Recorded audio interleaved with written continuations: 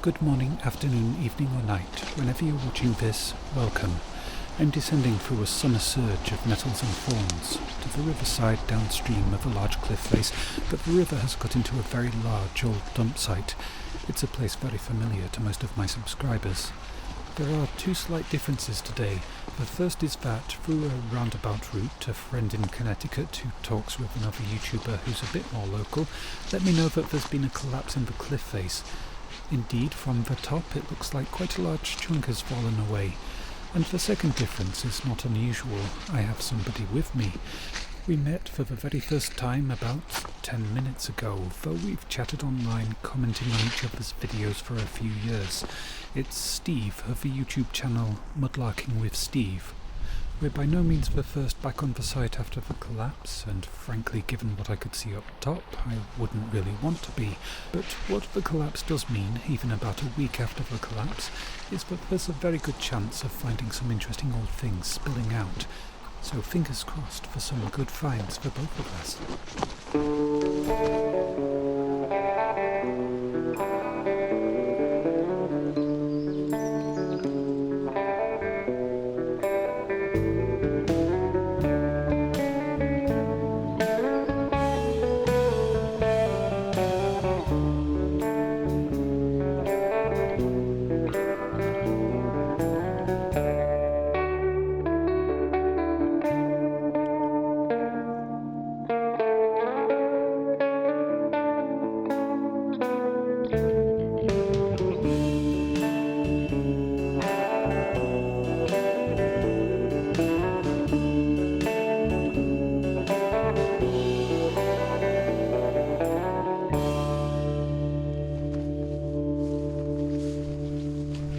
Steve's very first visit here.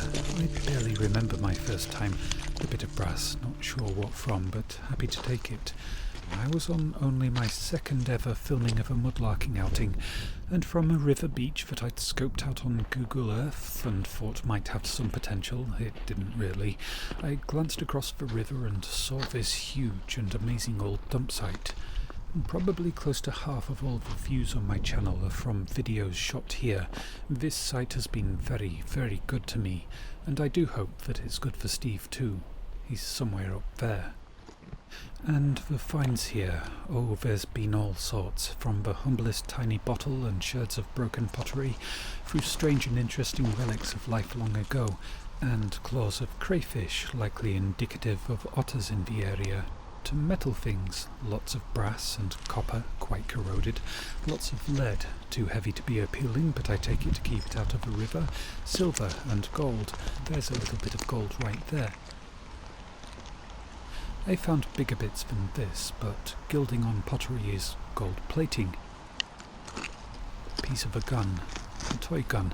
I do like finding old toys. They're a reminder of the simpler, happier times of childhood. Though for me, my toy gun was a stick, and I generally preferred my stick to be a sword. Sticks could become a lot of things with a bit of imagination. Sorry about the strange camera movement. I was about to stop filming when I spotted this. The innards of a carriage clock. A glass bottle stopper. A bit broken. I should leave it. Another piece of pottery with a line of gilding. It's not really been to my taste for most of my time mudlarking, but now I think I'd rather like to gather a good-sized box of it and then see if I can figure out a safe, not really toxic chemical way of stripping the gold and make a video of it. That's a familiar shape. A World War I Standard Army issue canteen. Would have come in a canvas cover when first issued, and probably, hopefully, wouldn't have been broken and rusty. Oh. Somehow the camera's filming upside down now. That might be a pain if I don't figure out how to stop it. Steve has arrived on the beach and looks like he's finding things worth filming already.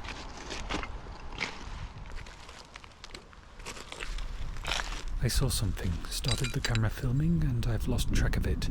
This is not it. Ah, I can see it now. It's another inner frame of a carriage clock. A lot more cogs still in this one. Quite corroded, of course. Oh, and the spring, that's usually the first thing to corrode away. Theoretically, maybe someone could restore this, if it was at all worth the effort, which I don't think it is. So another piece of brass on the melt pile. I haven't actually tried melting brass yet. Bronze and copper so far, but brass commonly contains zinc, which melts at a lower temperature to the other ingredients and gives off toxic fumes while the forge gets hot enough to melt the copper, so I'm a little nervous of trying.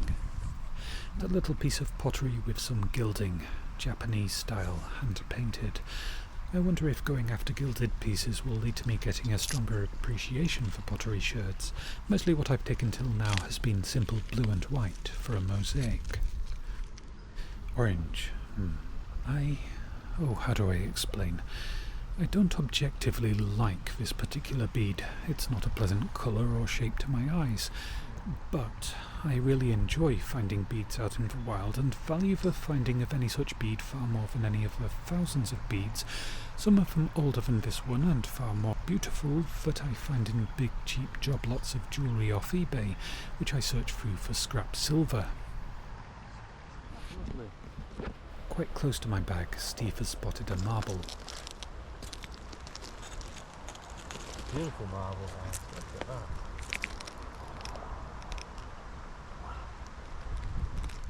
I walked over it several times without seeing it. That's how things go. Hopefully I'll spot a marble or two too this trip. A big long stripe of bright and shiny gold plating on what looks to be part of a chamber pot. Who gold plates their toilet? And a piece of brass. Yeah, sorry about that camera view twisting and turning. I will try to sort it. Anyway, this small piece of brass, quite likely more scrap value than all of the gold and the gilding I'll find today, and much, much lighter to carry than lots of pottery sherds. Ironstone, or fragment of cast iron, or a solidified spill of smelted iron. There never is very much of interest at this end of the beach. Let's just go take a look at the cliff face.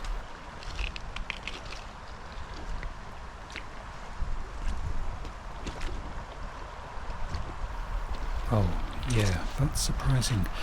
The last time a chunk that big fell was during record-breaking water levels. Not going there just yet. There's still more things to find on the beach.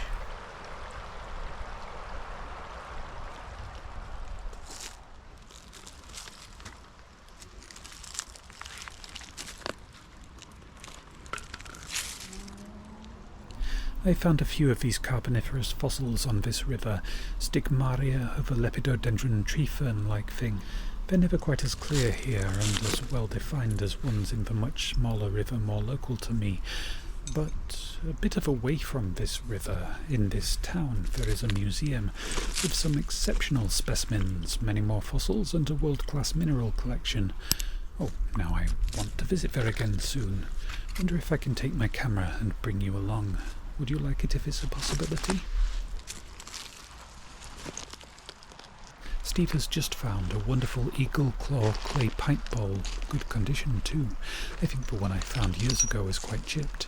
I will link his video from today in the description below this video, for if you would like to see him finding it and his perspective of today. I am a little envious. Nice little piece of tile, nice colour. I'm not envious of Steve's find, no, just in how much excitement and happiness he had finding it. Every other mudlarker I've met reacts far more than I do. I'm kind of flat. Or calm, that's a nicer word. There's little discernible difference in excitement levels between me finding any common old thing and finding something on my bucket list. I know that's part of the success of my channel, but I do think it's also something of a restraint and success. Almost everyone, even me with my particular neurodivergence, really enjoys seeing displays of joy. Looked a little bit like wire, dead plant stalk instead. This is wire. I think I'm going to do my periodical ask now, for suggestions if you can think of any, no worries if not, for interesting smelting project ideas to do with my forge. I'm struggling myself to come up with things that haven't been done by other channels many times already. One day soon I really want to bring my inflatable boat here, float serenely downstream, paddle arduously back up.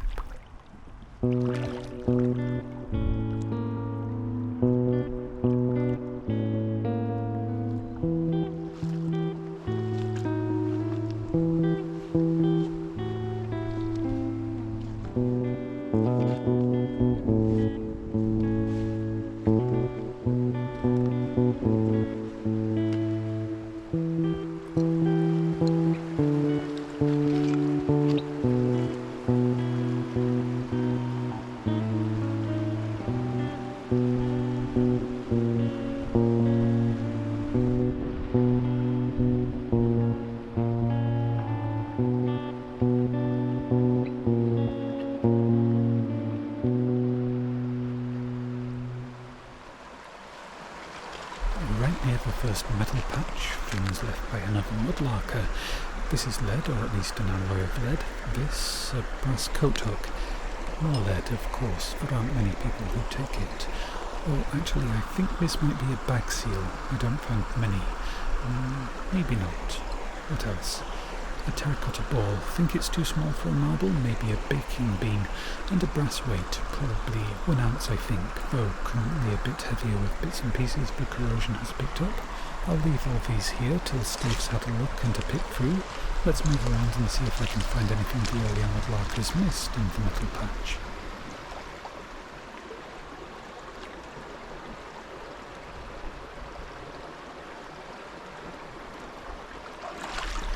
Little toy soldier. The sniper, missing his head of course, they almost always are. And other little bits of lead. Oh, this is another little toy, this time a Zulu warrior, I think, by the shape of the shield. Don't think I found one of these before. The wheel I'll leave for Steve to find. I should leave more than that, shouldn't I? Okay, let's see if he can find the Zulu warrior too. If not, and if he doesn't actually want it, I'll take it then.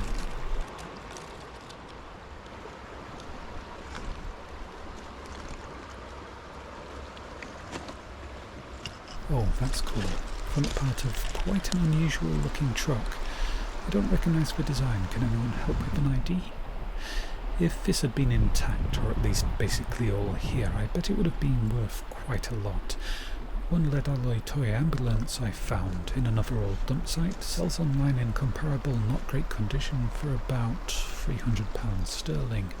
I haven't sold it. I want to try restoring it myself one day.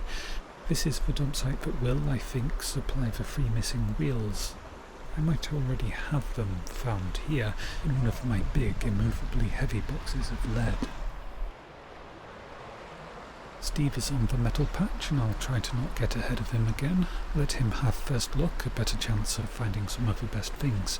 And I shall hang back, maybe head upwards.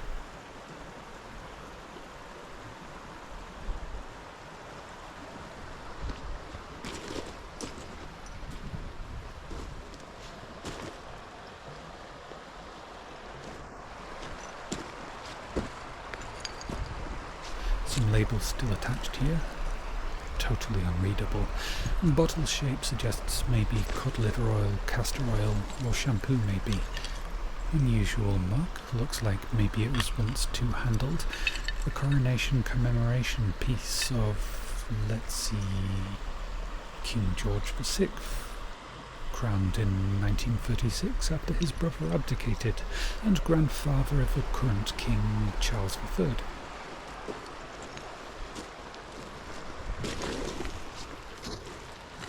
I do apologise for the unsteady camera work. What do you reckon though? Should I edit such wobbly bits out?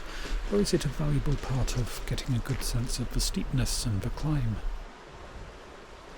Always interesting seeing the upper levels, the strata and next things to fall and such. It's quite rare that I can climb this high up the cliff. A little bit of carnival glass, quite pretty. Unfortunately, when I put a piece of carnival glass through my rock tumbler, all that made it special disappeared. A little vial. Always impressive how these survive. They're very thin glass, and this dumpsite was bulldozed, shaped and reshaped, so that older things are sometimes at the top and younger things quite far down.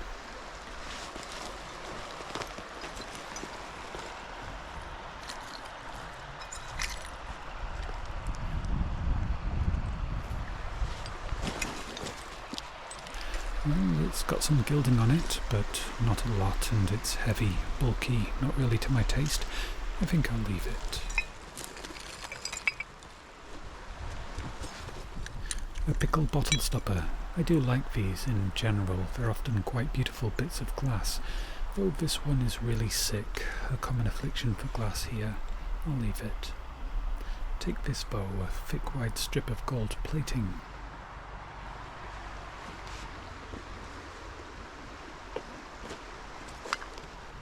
Little bottle. There's some nice iridescence on it. See if I can get the camera to see it so you can too. There. Iridescence of this sort is another form of glass sickness, the prettier form. I'll take it.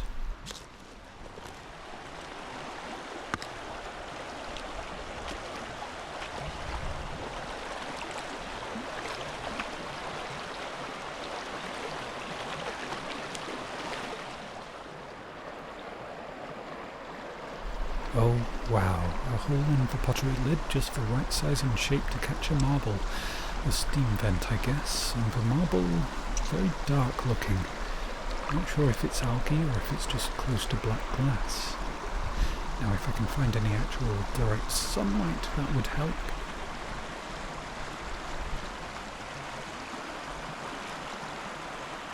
There's a hint of amber colour. Yes, still very dark though, might still be some algae clouding things a bit. That's better. A nice little amber and white marble. Such a small thing and yet quite a big smile it's brought me. Well, it wasn't exactly hard to bring a smile. I'm in the river on a beautiful day and that's one of the happiest places for me to be.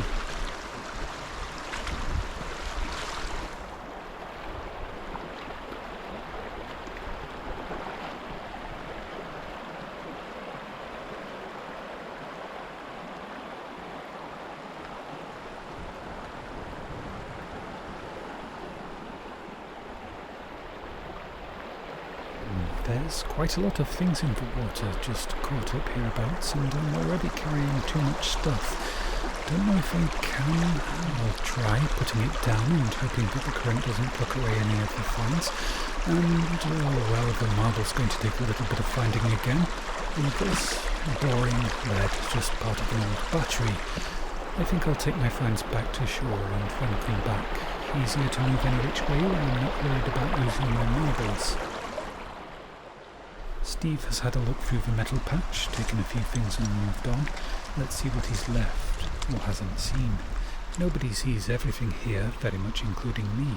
Any ideas, anyone? Obviously it's a bit squashed. Lead alloy anyway, so I'll take it. This little rectangle of lead, this too. Yeah, definitely lead, very malleable. This thing. Cut glass. I had a chest of drawers growing up with handles just like this, though less damaged. And back out into the river, where the water has cleaned things and sorted things according to their specific gravities. So a line out from this metal patch would take things downstream of the top of the riffle, which has another concentrated patch of metal behind it, that most probably came from the upstream half of the cliff face. Stuff left by other mudlarks, a brass ring, 3rd degree, lead. Brass, decorative, spiral and curved like a shepherd's crook, or a bishop's mitre. Any ideas what it's from? I know these things aren't interesting to most people, that's why they've been left behind. But I'm hopeful that there might be some interesting things in the heart of the current, where fewer people would have looked. It's not an easy walk out there, so it won't be elegant footage. I think I'll leave it in though.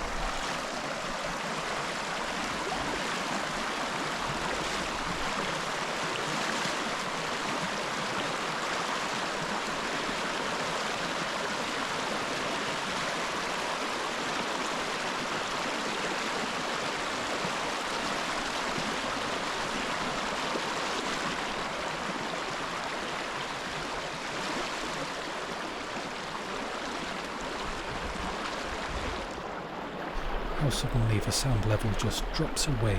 It must be quite directional. There's lots here, mostly just lead, but fingers crossed interesting things too.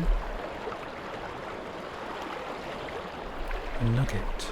and some lead-shielded copper wire. I don't bother trying to get the copper out of this stuff. It just goes into a box that might one day go to a scrapyard. Top of a tube of something, and this might be interesting. Looks like there's a picture on it. Buildings, looks like. Granite buildings, pillars and such. I think it's probably pewter, a commemorative plate maybe, or early tourist tat. It'll be interesting cleaning this up and seeing if it's actually something interesting. Fish, lots of little fishes. Might have to get my spare camera out on my next trip back to the riverbank. If I put this one underwater to watch for fish, water would get in the microphone and stay for hours.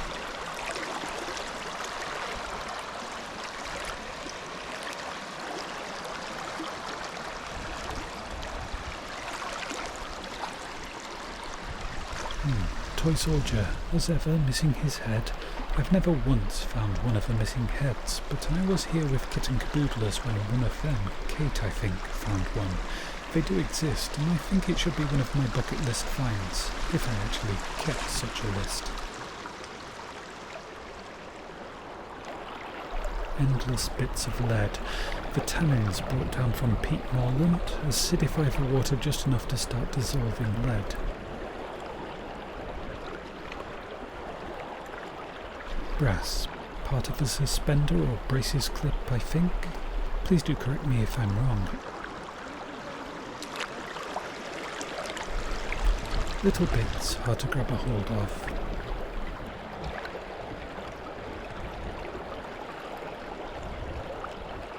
Oh, I couldn't see this, but it felt like it was something, and it is. Quite a cool find. Looks like maybe an American Civil War uniform. Quite unusual here. One big clump, two mudlarkers' piles of finds. This messy pile of mostly lead with some brass and a marble hiding somewhere in there. This is my pile. Is there anything I've missed to add to it?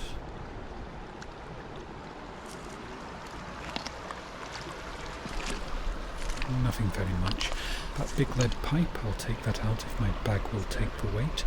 And this, oh this is cute, a little lead alloy toy rabbit. A great little find, Steve. Guessing you, he to everyone else watching, found this too. I'd have loved to have found this. Might even have given it a go seeing if I could restore it, sort of. There's not enough left for it to be a full proper restoration. This brass thing, I think this might be a rare occasion of me leaving a brass thing that I could probably fairly easily extract. It's just very sharp and very awkward, more hassle than it's really worth to me. This very corroded copper wire, this I'll take.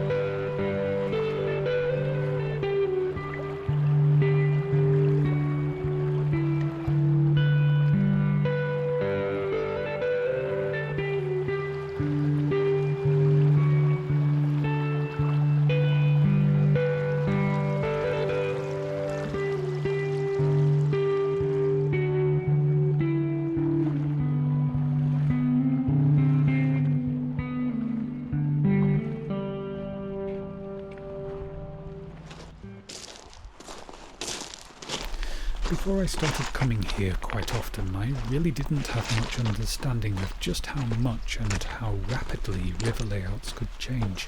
This looks very different from even just the most recent time that I came here, just a few months ago. The large concrete post is the least of the changes. This gravel bank was much larger, a different shape, and not quite in the same place. Now it looks like there's a few more little islands. The river has split just upstream, cutting through the flat land on the other side. And this bit is now a shallow, gentle riffle. It used to be quite deep and hardly ever wadable.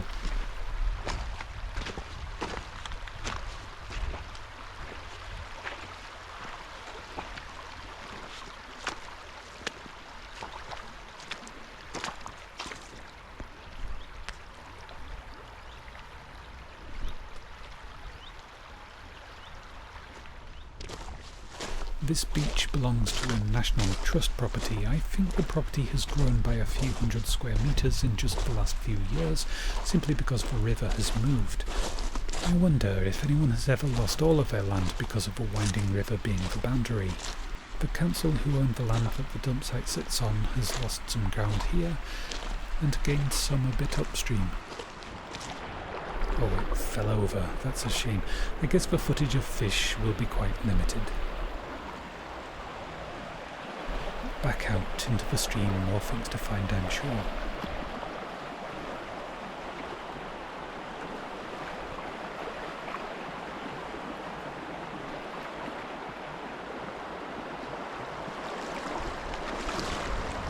Fish. Or babies, I think. Oh, a button. No, it's lead, so a dress weight. Not a common find for me. This, I don't think it's anything interesting, just a little lead lump, which, seeing the fishes does remind me of who I'm taking the lead out for. Not that these types of fishes live long enough to really suffer from the cumulative effects of lead poisoning, but the things that eat them might, and that includes humans. I have seen some humans fishing on this river.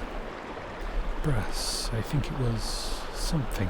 It kind of reminds me of part of a key for opening old-style sardine cans, though I can't imagine many of them are made of brass.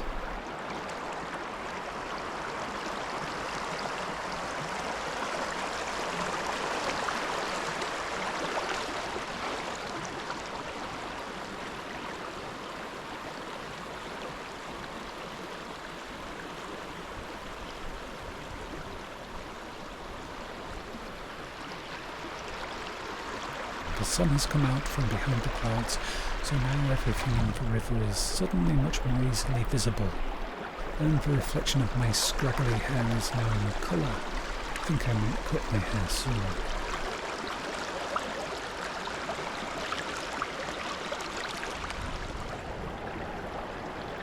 Oh yeah, toy wheel, I want this for the lead toy ambulance restoration project. I think it's the right size and I hope it's the right style. Colours more reminiscent of copper and brass, but it's lead. Lots and lots of lead here. I'll take what I can carry.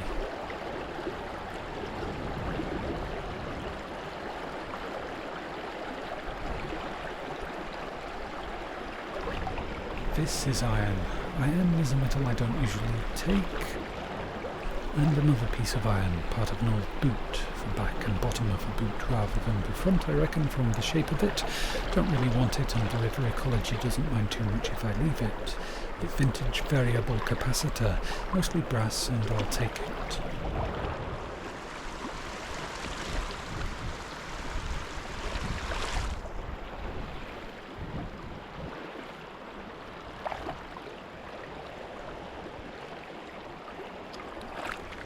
It's another partial piece of a lead toy soldier on a horse. This one looks like a Royal Horse Guard, same style as is still in use today. I think I'm done with waiting for the moment, so let's get rid of the excess weight.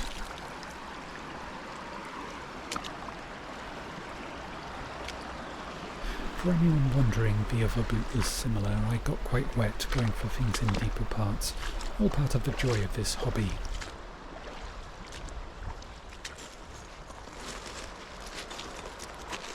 Not much change to the waterline there, but quite a large change above. So where went the material that fell from beneath that fence? It's not directly beneath, so I guess some has to have been washed away. Bottles, worth a look, but almost all of the bottles at this site have glass thickness, probably why there's not many bottle digger holes around the edges. Henderson's, Relish, Sheffield. I quite like Sheffield. Years since I've visited. Anyone know of any good mudlarking spots down there? Or magnet fishing?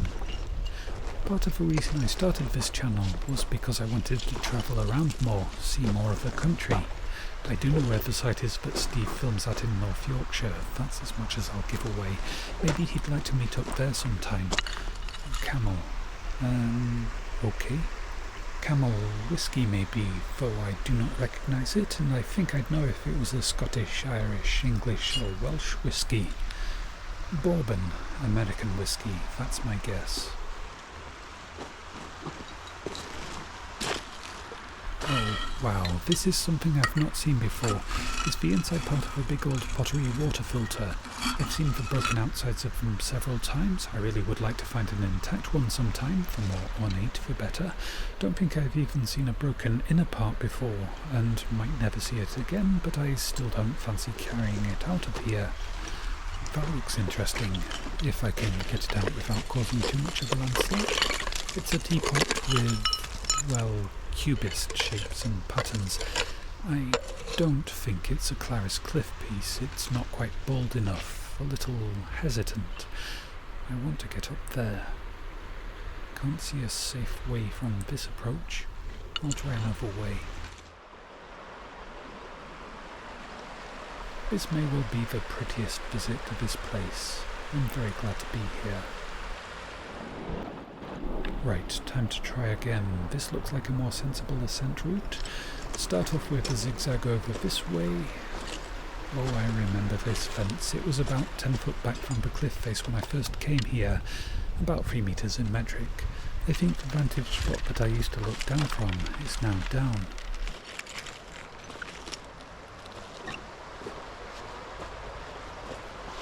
Up and around this outcrop, a piece of pottery first though, a little bit of gilding on it. Not much, but enough to take it.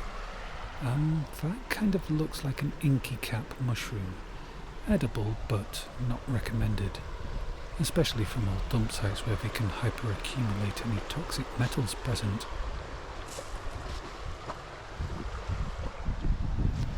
Oh, this probably looks very odd on camera. Very soft and loose soil. I'm sliding down almost as much as I'm going up. Success for this bit. And more of the same. Actually, it looks a bit steeper and a bit sketchier. Is there any other way? Nah, not really. The hillside is pretty smooth and steep and unstable. In a very loose topsoil sort of a way, not an imminently going to all crash down way, and if I try to cross it I think I'm liable to slide right on down. So this way, or back. A pipe stem, off of a very short, stubby clay pipe. No pipe bowl for me yet today, a good one for Steve though, I can be happy with that. There's something on the stem, a maker's mark most probably. I can't make it out. I'll just have to take it and clean it up at home.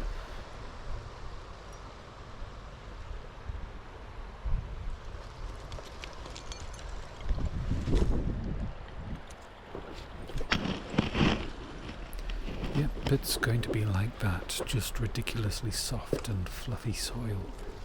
Right, I think I'm going to need both hands.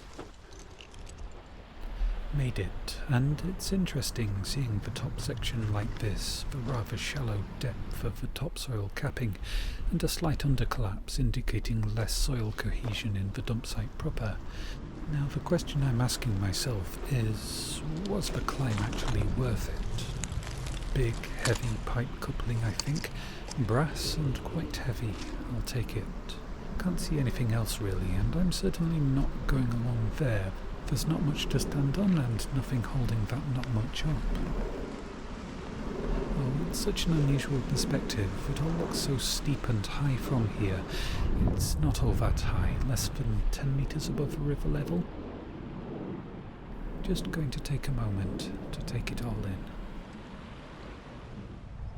Oh, right in front of me, a spoon. All the copper-based things up here are the most marvellous colours. Just contemplating the descent, and I've noticed hiding down here another big piece of brass pipe.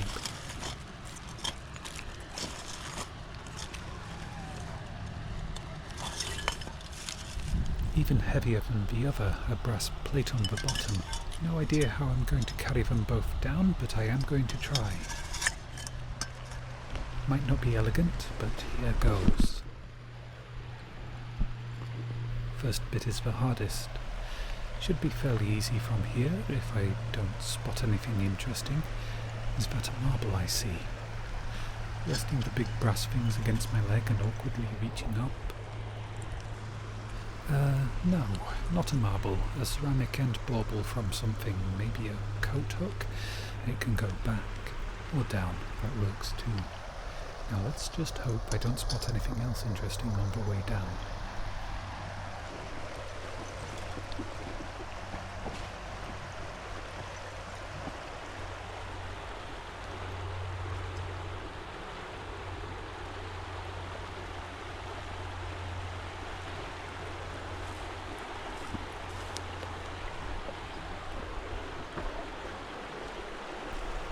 Down safe. Sturgeon bottle. I quite like the shape and the colour. I have no use for it, but I might take it anyway. I do usually take at least one token bottle from here. I used to take so many, and they're not great condition here, often really bad condition, but I was giddy the first dozen times I came here. I'd not been anywhere like this before. Took too many.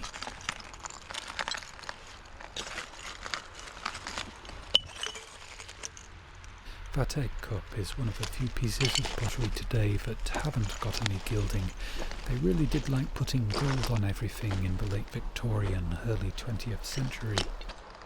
I do wonder if focusing on collecting it for the process and the experience of the experiment will push me into liking gold.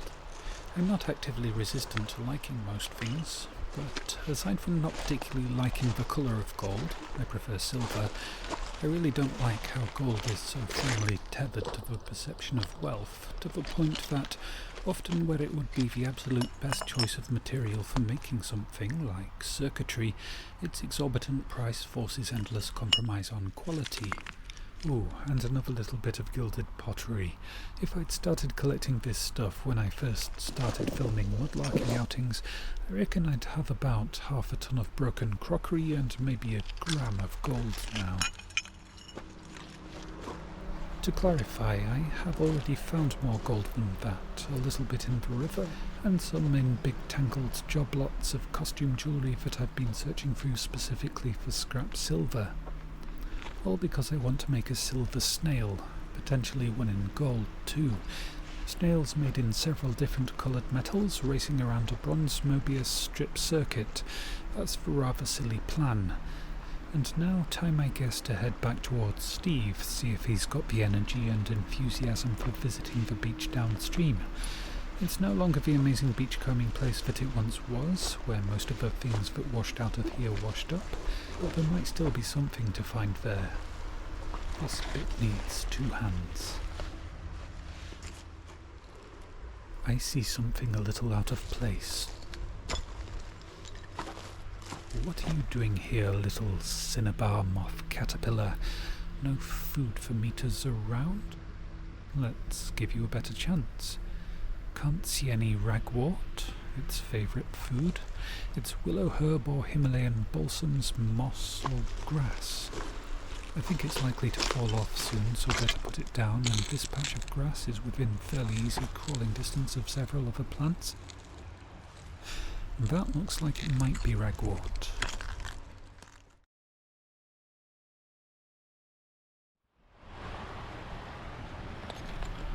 Yep, gilding on this. Ah, and there's the pipe bowl for today. An unusual one, terracotta I think, and looks like it was designed to be paired with detachable stems. I didn't know that was a thing. Cool, haven't found one like it before, happy to add it to my small collection, and we're about ready to head off downstream to the beach. Let's go.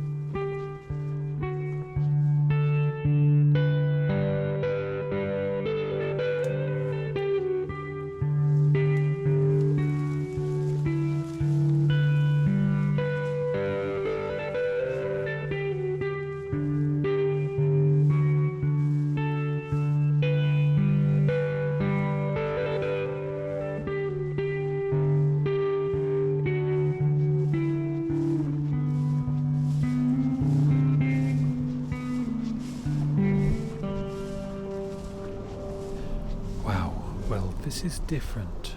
Very, very different. I did think that at some point years hence there would be an oxbow lake forming here. Seems like it's in the process of happening right now. The river is slicing a straightish line through this field and the old gentle curve is going to get blocked off. Not an easy access to get down there.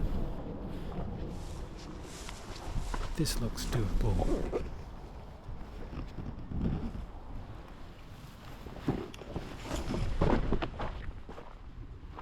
An odd little hole. Could a dog have done something so neat?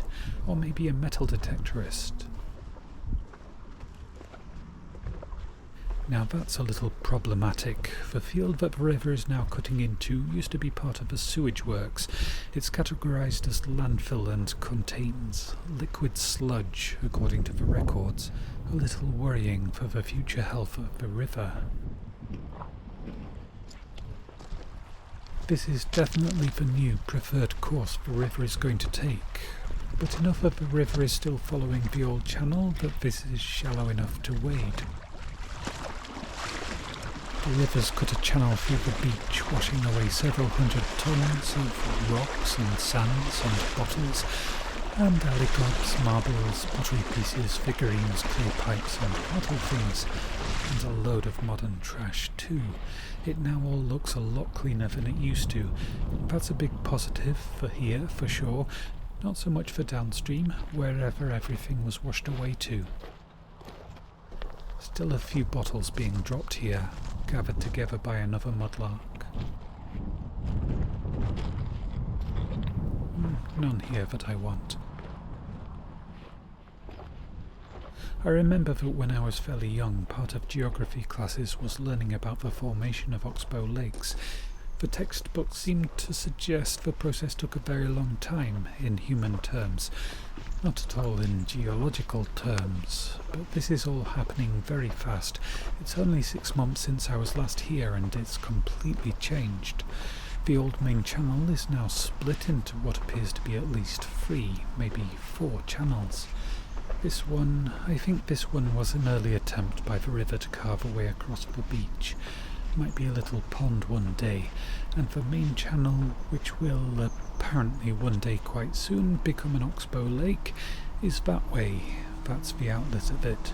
And it does look like there's another outlet a little further, so a few islands. I think I'd really like to explore this in my inflatable kayak. Ceramic shoe. Quite broken, but who cares? It's fun just to find out that someone once thought to make something like this. Was it for a doll? Who can say? Size-wise, I think maybe ventriloquist's dummy is a possibility. That looks, yeah, exactly like the sort of pottery piece that would be adorned with an extravagant level of gilding, only this one has been tumbled in the river and it's all gone. Kind of wondering now if tumbling gilded pottery pieces in my rock tumbler would be an effective way of separating things, or if that would just trash my tumbler. That was formerly a small beach that sparkled with broken things. Formerly it was wadeable from that small island there, which was in turn wadeable from the beach over there, which is now an island, one of several. I'm feeling quite grateful that I'm getting to see firsthand a river process that I've only ever read about, and that it's a beautiful day and I've shared it with good company.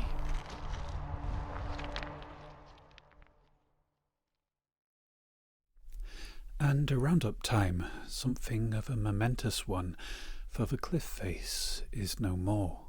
That last collapse was perhaps the last one, because long-held plans by the county council were finally initiated. The bulldozers brought in, engineers with big diggers and trucks moved in. They're building a revetment to stabilise the slope, protect it from future floods, and, well, try to keep the river from carving deeply into a public sports ground, or even worse, the fairly major road beyond. And that is a little sad for the mudlarking part of me. Sad for Steve, who only got to film at the cliff face once. Sad for many local mudlarkers, and further flung ones who filmed there or wanted to. Very good for the wildlife, though. Good for the environment, the health of the river, and that is more important.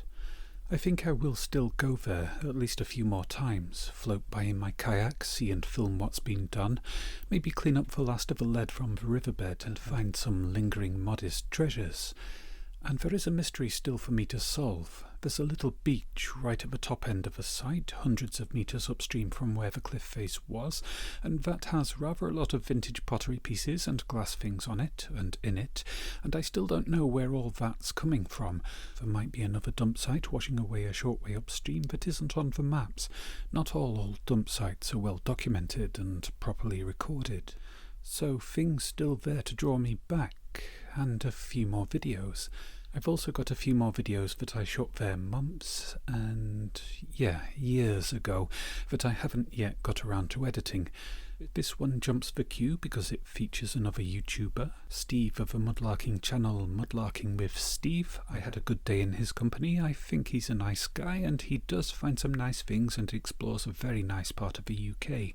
So I shall link his video from that day in the description below this video, and I hope that some of you will go and check it out. And then maybe some of you will join me as a subscriber to his channel. Now, the finds. Only 2 bottles. Fear not, it is not a wild swing away from liking bottles in my psyche. It's just that the glass at that site always has suffered greatly from glass sickness, and this sturgeon bottle was a very rare exception. The little one isn't too bad condition either, and who doesn't like cute little bottles? I find them especially hard to resist. The piece of broken glass is just a gorgeous colour, and I think I'll put it through my rock tumbler sometime, make some pseudo sea glass in a rare colour. The marble remains quite dark, even without any algae remaining on the surface. It will still manage to look appealing with light shining through it, in a bottle on another windowsill with all the other marbles I've found. I didn't quite have a plan for anything to do with the ceramic shoe, and I still don't. Suggestions, of course, are most welcome. I'm fairly selective about which pipes make it into what I'll generously call my collection.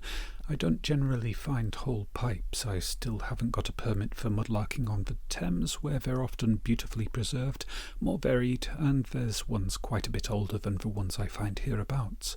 But this one is unusual to me, the first of its type I've found, and I think it deserves a place. Now the lead toys. I do generally prefer the toys that are not just soldiers or war-related, so the truck is a cool find for me, the horse on its own. I do generally prefer finding animal shapes to human. The little wheel isn't, after all, a good fit for the lead alloy toy ambulance restoration project, and now that my primary source of lead alloy toy wheels is being capped, I shall have to go rooting through the dauntingly big and incredibly heavy box of lead things that I have found in all the years of my mudlarking that lives beneath a shed on my father's land. Might be time to think about taking all the none otherwise useful or interesting bits to the scrapyard. There are a few more lead things and lead alloy things of interest coming up in this roundup. Carriage clock frames. I might harvest the brass cogs from them for any future steampunk projects that crop up. It's not really a style I'm currently invested in, but I'm very changeable. Quite possibly ADHD alongside autism. The spoon I'll keep as is. I might one day put together a box frame full of corroded spoons I've found. That might look nice.